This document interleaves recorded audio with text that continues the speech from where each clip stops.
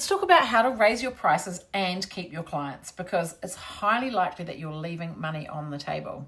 And it won't be because your work isn't good enough or your team's work isn't good enough. It'll be because maybe you're a bit scared to raise your prices, or you've heard some horror stories like she raised her prices and lost half her clients, or your team are maybe holding you to ransom. Because remember, our teams also get really nervous about price increases.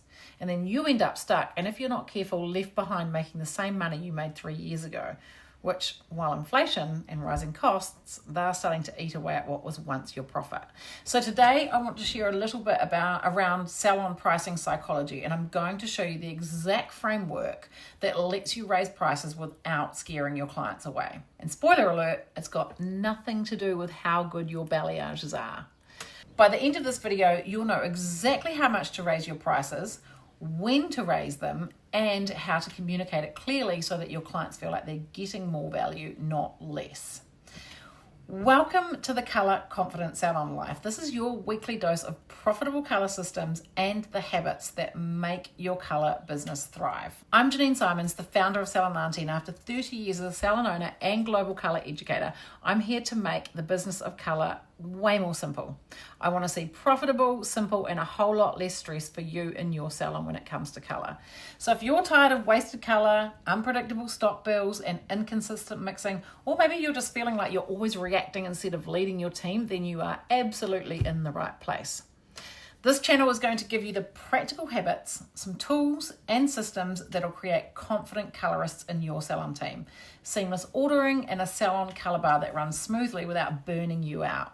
Let's touch first on one of the pricing psychology mistakes. Here's what most salon owners do wrong. They announce their price increase publicly on Instagram in an email blast, or sometimes they even do a passive aggressive post, something like, due to rising inflation and costs, blah, blah. And here's the problem with doing that. The moment that we publicly justify our prices, we invite debate. Clients suddenly feel like they should negotiate, or they could negotiate, they query your intentions, or they defend their choice to stay because you've made pricing emotional instead of transactional. The best price increases are the ones where clients barely even notice because they're told privately, confidently, and without apology. A salon owner that I work with in Melbourne, she recently just gave her whole team pay rises between, I think, 15 and 25%. And to be able to do that, she had to raise her colour services prices to match. She lost 0 clients, and the reason she lost 0 clients is because she handled it with confidence and hospitality. More on that soon. Not anxiety and not nervousness. And here's the framework that worked for her. It's in 3 parts, and this is why every part matters. Let's start with part A. Know your numbers. I know I talk about it all the time, but you need to know your numbers. You need to know your actual costs, and a lot of salon owners don't. Instead, they charge whatever the salon down the street charges, or they charge what they feel or what they think they should, and it's a disaster waiting to happen. You need to track product costs, labor costs, overheads, and then your own income needs. Why? Because if your expenses eat up 49 to 80% of your revenue, which is normal, you need to price accordingly. So for example, a $40 haircut that costs $15 to deliver, you're making $25. Take away tax, take away overheads, suddenly you're making $8 on a 45-minute service appointment. And that's not sustainable. One of the things that I do when I onboard salons to Colour Bar Manager is we do what we call the service pricing calculator, and I do that with salon owners.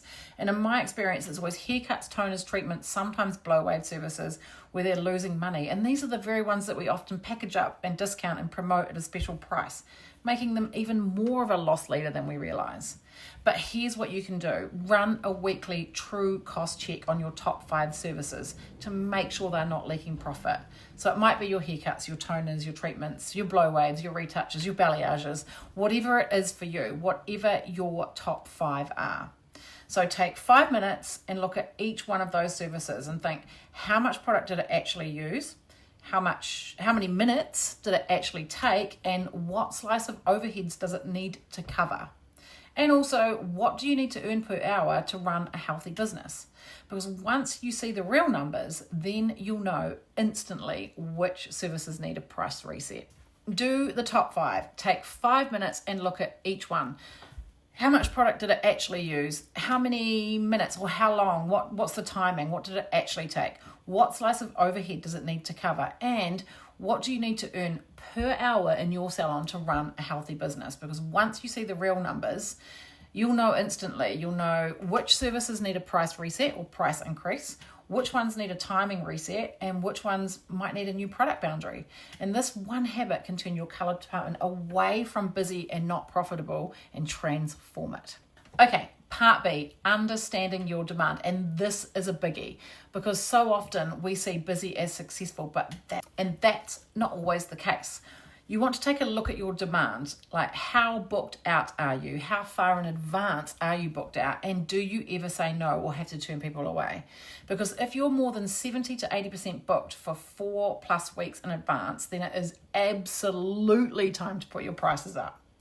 Think about concert tickets. When the best seats start selling out or are sold out, the price of the remaining seats go up. And why is that? Because demand is high and space is at a premium. Your colour appointment book works exactly the same way. If you're consistently 70 to 80% booked for 4 or more weeks in a row, then you're not just busy, you are in demand, my friend. And high demand should always signal a price increase. Let's look at some demand scenarios. When you're in low demand, you're building first and then you can raise your prices. When you're in moderate, you can raise your prices 10 to 15%. And then high demand, you've got room to go from 15 to 25% or more. So if you're consistently full, you don't have a booking problem, you've got a pricing problem. And my top tip here too is don't be afraid to put prices up on individual team members. We often think like salon pricing, but if you've got a rock star colorist who is in demand and fully booked in your salon, then create a new pricing tier or a new level for them and put them in it. Because we all know our teams are pushing for smarter, not harder, and they will 100% back your decision with the right guidance in place to help them get there. Communicate with confidence. This is the part that determines who's going to stay and who potentially will leave. And I'm talking about your clients here, not your team members. So one of the wrong ways, we're so sorry, but due to rising costs, that language, that screams fear and invites pushback almost immediately. The right way to do it is privately, clearly, and without emotion. Option A, let them know on their current visit that they can expect an increase next time. So, hey Sarah, so you know your appointment next time will be 120 instead of 100. Or, hey Sarah, so that you know we're having a 10% price increase over the next month. This will be reflected in your next visit. And as always, we'll pre-quote you before we get started so you know exactly where you're at.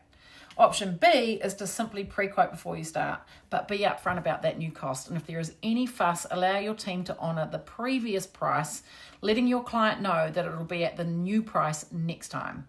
Example, today it's 170, Sarah. We've recently updated pricing, which reflects the time and colour required for your hair. How does that work for you and your budget? Any pushback, allow your team to honour previous prices. Or, today's total is 170, Sarah. We've recently updated our pricing, which reflects the time and the colour that's required for your hair. How does that work for you and your budget today? Train your team to have autonomy around honouring the pre-increased price for Sarah's visit this time around if they need to. Also train them around adapting their services to accommodate. For example, the client budget might be that they have partial head of foils instead of a full head of foils, or a T-section instead of a global. And last but not least, help them stand proud in their value. That's it. Clients care about value. Deliver a consistent and great experience and they'll stay. Okay, some common pricing mistakes. Let's take a look at them. Mistake number 1, using flat dollar increases instead of percentages. $5 on a $20 haircut, it's a 25% jump. $5 on a $300 service, it's barely anything. So use percentages.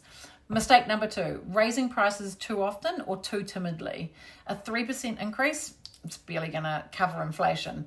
Raise your prices once or twice per year, and if you've skipped a few years, then you need to do one bigger adjustment to catch up. In my salon, what I would do is I would increase the prices every year, and I would alternate technical one year and everything else the year after. So everything else was haircuts, blow waves, treatments.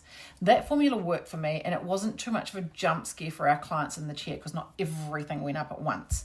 In saying that, every year my services got an annual cost check, and if I needed to, I would increase what I had to.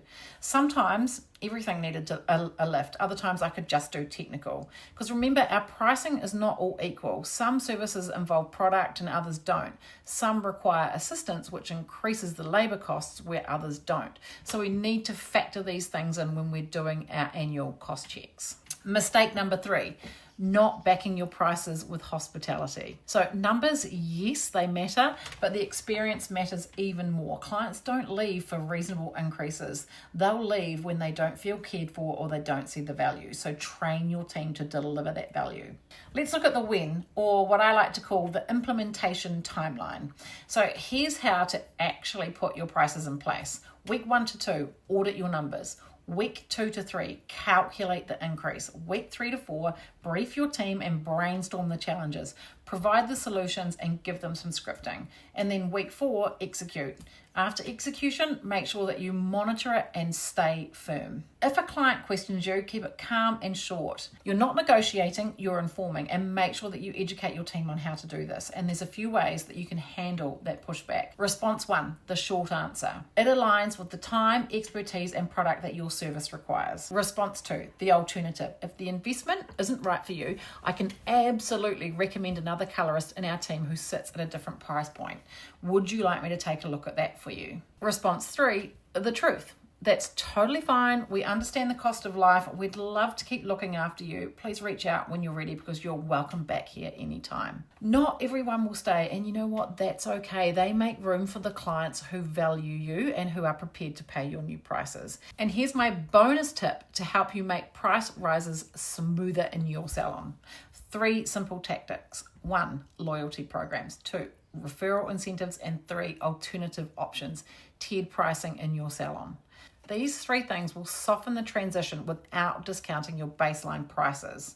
So in summary, salon pricing, it isn't about greed and it isn't about fear. It's about respecting your work, supporting your team, and building a sustainable, strong colour business that's going to last. Some key takeaways for you. Number 1, know your numbers. Understand your demand and communicate clearly, privately, and confidently.